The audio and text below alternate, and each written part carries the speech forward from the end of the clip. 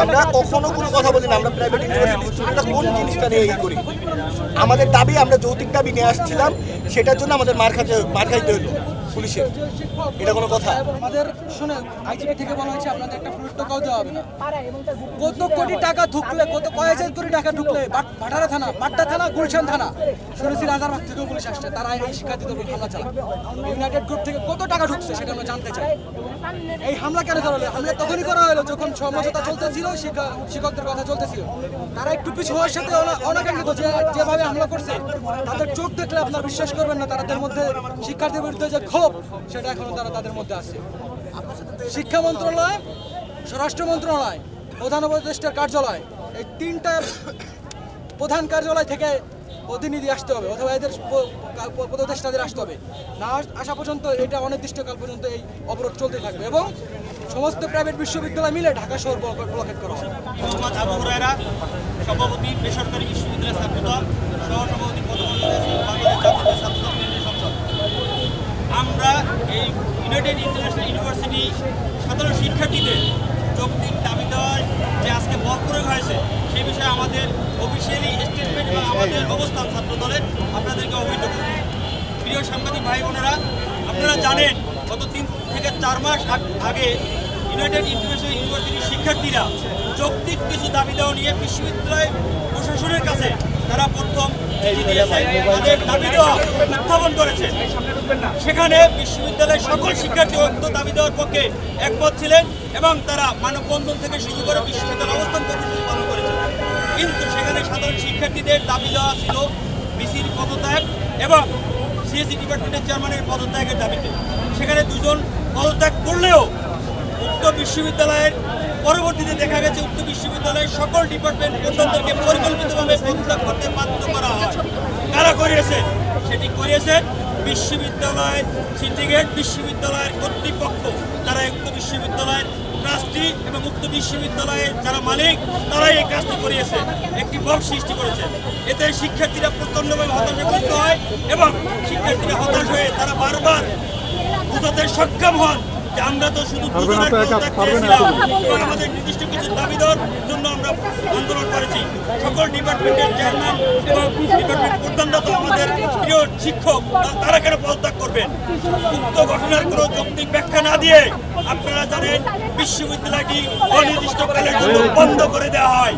Class পরীক্ষা সব বন্ধ করে দিয়ে দীর্ঘ প্রায় 1 মাস 1.5 মাস বন্ধ থাকার পরে ঈদের আগে যখন সকল শিক্ষার্থী ঈদ উদযাপনের জন্য গ্রামে চলে গিয়েছেন, সেই বন্ধ থাকা অবস্থায় 17 জন শিক্ষার্থীকে অযৌক্তিকভাবে তারা কেন শুধু যৌক্তিক দাবি দেওয়া নিয়ে আন্দোলন করেছে, 17 জন শিক্ষার্থীকে তারা বহিষ্কার করে, যেটি ছিল আমি মনে করি যৌক্তিক এবং গণতান্ত্রিক মতাদর্শের উপরে দমন চালানোর জন্য একটি অযৌক্তিকভাবে তাদেরকে দমন করার জন্য একটি সিদ্ধান্ত ছিল বিশ্ববিদ্যালয়। সেই সিদ্ধান্তের প্রতিবাদে শিক্ষার্থীরা বিশ্ববিদ্যালয় কমিশন থেকে শুরু করে শিক্ষা মন্ত্রণালয়ের বিভিন্ন জায়গায় তারা দৌড়ঝাঁপ করেছেন তাদের এই বহিষ্কার প্রত্যাহারের জন্য এবং দাবি দেওয়া মেনে নেওয়ার জন্য। কিন্তু বিশ্ববিদ্যালয় মন্ত্রী কমিশন বলেছে যে অনেক বিশ্ববিদ্যালয়ের মালিকরা নাকি তাদের চেয়ে বেশি শক্তিশালী, তারা কিছুই করতে পারবেন না। তাহলে বাংলাদেশ চলে কিভাবে? তাহলে আপনারা বলেন, যদি কোনো পুলিশের আন্ডারে বাংলাদেশ না চলে, কোনো বিশ্ববিদ্যালয় কর্তৃপক্ষ যদি বাংলাদেশের বৈধ কোনো কর্তৃপক্ষের চেয়েও বেশি পাওয়ারফুল হয়ে থাকে, তাহলে শিক্ষার্থীরা যাবে কোথায়? তাই শিক্ষার্থীরা ঈদের পরে এখন আজকে যে ব্লকেট কর্মসূচি দিয়েছে, সেখানে উচিত ছিল বিশ্ববিদ্যালয় কর্তৃপক্ষের এসে তাদের দাবি দেওয়াগুলো মেনে নিয়ে তাদের বহিষ্কার প্রত্যাহার করা, কিন্তু তারা না করে আপনারা জানেন আজকে তাদের উপরে চরমভাবে হামলা করা হয়েছে এবং প্রশাসনিকভাবে বল প্রয়োগ করা হয়েছে। আমি বলতে চাই যে পুলিশ সদস্যরা আমার শিক্ষার্থী ভাইদের উপর হামলা করেছে, আমরা চিহ্নিত করে তাদেরকে আইনের আওতায় আনার জন্য যা করা লাগে তাই করবো। এত বড় সাহস বাংলাদেশের কোনো পুলিশের নেই, যেটা হাসিনার আমলে ছিল। তাহলে হাসিনার পদত্যাগের পরে নতুন পরবর্তী বন্দোবস্তের এই বাংলাদেশে এই পুলিশ সদস্যরা কারা, কার উদ্দেশ্য তারা হাসিল করতেছেন, আমরা ধরে নেব তারা ওই ফ্যাসিস্টেরই দোষর। পদত্যাগের দাবিতে খুব শীঘ্রই কর্মসূচি আসবে ইনশাআল্লাহ। আমরা বলতে চাই এখনো সময় আছে, আপনারা এই সাধারণ শিক্ষার্থীদের উপর যদি বল প্রয়োগ না করতেন, আমরা ছাত্রদল আজকে এখানে আসতাম না। আমরা বল প্রয়োগ করার পরে 10 মিনিট আগে এখানে এসেছি, আপনারা জানেন। আর নয় এই সাধারণ শিক্ষার্থীদের আন্দোলনে আমাদের আসার কথা না। যেখানেই সাধারণ শিক্ষার্থী এবং সাধারণ জনগণের উপরে বল প্রয়োগ করা হবে, অন্যায় করা হবে, সেখানে আমরা রাজনীতি করি। আমাদের কাজ জনগণের পাশে দাঁড়ানো, সাধারণ শিক্ষার্থীর পাশে দাঁড়ানো। তাই আমরা সংগঠনের পক্ষ থেকে তাদের পাশে দাঁড়ানোর জন্য আজকে এসেছি। আপনারা জানেন অনেক অভিযোগ। কিছুদিন আগে বিশ্ববিদ্যালয়ে যে আন্দোলন হয়েছিল, সেখানে একজন শিক্ষার্থী হিসেবে আন্দোলনে অংশগ্রহণ করেছিল আমাদের বিশ্ববিদ্যালয়ের একজন যুগ্ম সাধারণ সম্পাদক ছাত্রদলের তরিকুলকে হত্যার উদ্দেশ্যে হামলা করেছিল। তরিকুল জানে বেঁচে গিয়েছিল, দেখেন সে তার গলায় ছুরি দেওয়া হয়েছিল। এই সন্ত্রাসীদের লেলিয়ে দিয়েছিল বিশ্ববিদ্যালয় কর্তৃপক্ষ। সেই ঘটনায় তরিকুল মামলা করেছিল। আমরা তাও কোনো কর্মসূচি ঘোষণা করিনি, আমরা কোনো বল প্রয়োগ করিনি। আমরা চেয়েছি পুলিশ সুষ্ঠু তদন্তের মাধ্যমে দোষীদের বিচারের আওতায় আনো, কিন্তু আজও পর্যন্ত কোনো আসামিকে গ্রেপ্তার তো দূরের কথা, আসামিও দেখানো হয়নি মামলায়। তাহলে কারা তোমার সাহস একজন শিক্ষার্থীর দাবি দেওয়া দিয়ে আন্দোলন করে তাকে হত্যা করতে হামলা করে এবং এই তরিকুলকে বহিষ্কার করেছে? আপনি জানেন ইউনাইটেড ইন্টারন্যাশনাল ইউনিভার্সিটি শাখা ছাত্র দলের সভাপতি ফায়াজকে বহিষ্কার করেছে এবং অন্যান্য ছাত্র সংগঠনেরও শিক্ষার্থীদেরকে বহিষ্কার করেছে এবং সাধারণ শিক্ষার্থীদের বহিষ্কার করেছে। আমরা চাই অতি দ্রুত আলোচনার মাধ্যমে সমাধান করেন। আমরা এই সাধারণ শিক্ষার্থীদের দাবি দাবা পূরণ না হওয়া পর্যন্ত তাদের সাথে তারা যে যে সহযোগিতা চাবে সকল দলের সহযোগিতা করতে আমরা আমাদের একত্রতা ঘোষণা করলাম। বাংলাদেশ জাতীয়তাবাদী ছাত্র দলের পক্ষ থেকে বলতে চাই, সাধারণ শিক্ষার্থীদের উপরে যেখানেই হামলা করা হবে এবং সাধারণ শিক্ষার্থীদের যে কোনো যৌক্তিক দাবি দেওয়ার পক্ষে বাংলাদেশ জাতীয়তাবাদী ছাত্র দল পাশে থাকবে, পাশে ছিল।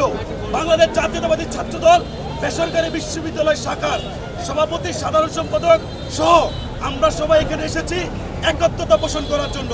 পাশাপাশি স্পষ্ট করে আইন শৃঙ্খলা বাহিনীকে বলতে চাই, যারা সকালবেলা সাধারণ শিক্ষার্থীদের গায়ে হাত তুলেছেন, আমরা স্পষ্ট দেখেছি, শুনেছি, সেটা আওয়ামী বেদাত্তা পুলিশ লীগের স্টাইলেই হামলা করা হয়েছে। ইভেন নারী নেত্রীদের উপর হামলা করা হয়েছে। সাধারণ শিক্ষার্থীদের যৌক্তিক সকল দাবি দেওয়া দ্রুত মেনে নেওয়ার জোর দাবি জানাচ্ছি।